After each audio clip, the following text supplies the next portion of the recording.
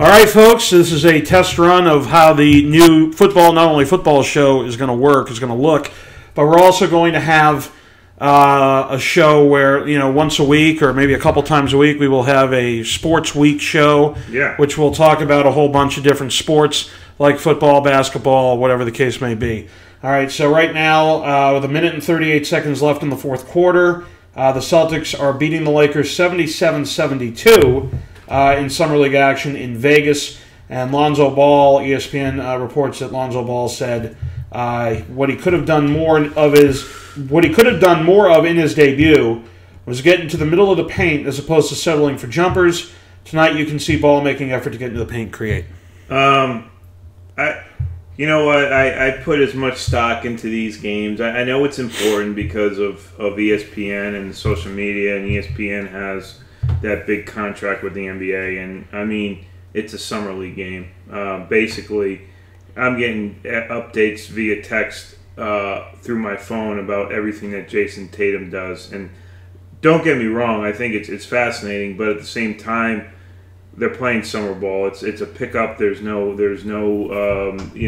set offense, and they're playing against guys that are D leaguers or so they're playing against guys that have the talent equivalent to what Lonzo Ball played at UCLA. Tatum played at North Carolina. So basically, they're playing at the same level they normally would at a college game. So if I were to watch this and they both looked like dog shit, then there'd be something to worry about. They're playing basically, when you look at the D League, or when you look at the Summer League, a guy like Ben Bentil, who went to Providence, who was drafted last year, was averaging like 27, 28 points a game in the Summer League last year for the Celtics, and he didn't even make the team. So I take it with a grain of salt, but it's great that we have a coverage like this where we can keep up to date. And Jason Tatum's athleticism, from what I've seen so far, he can shoot it, he can score it, he can get up and down the court, and I think he's going to be in the future, he's going to be a really good player for the Celtics. So James Harden landed the NBA richest extension today, $228 million over 4 years. Yeah, this is this is ridiculous. 4 years, $228 million. It's just something that.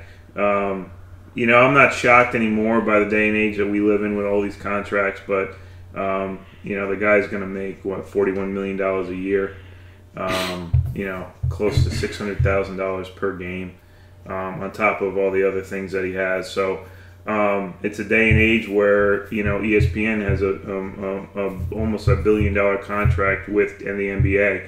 And, it's not out of the realm of possibility. Now you're going to see 200, I think, did Curry break the record earlier this year? Yeah, he did. I think it's 212. Yeah, 212, and now Harden's going to be 228. Who's ever the next best thing to come around, whether if LeBron, hits free agency and he goes to the Lakers are going to give him probably, $230 million. So it's when you step back and look at the broad picture when these contracts. Now, the biggest difference between this contract and like a contract in the NFL is that he gets every single penny of this $228 million, just for signing his name. Every red cent.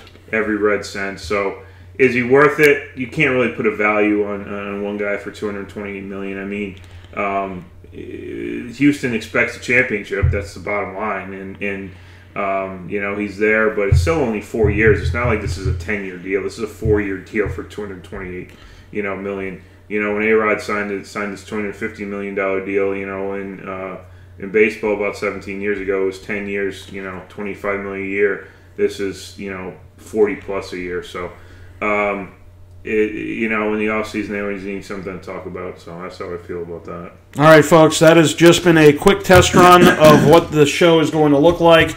Please give us your comments and criticisms below. That's fine, because, again, we really want to make this channel, we're going to bring this channel up to the next level. And, again, special thanks to Mike Canappi. Mike Canappi, our producer. Mike Canappi, our producer, who's setting everything up, making sure it's running smoothly. Yeah.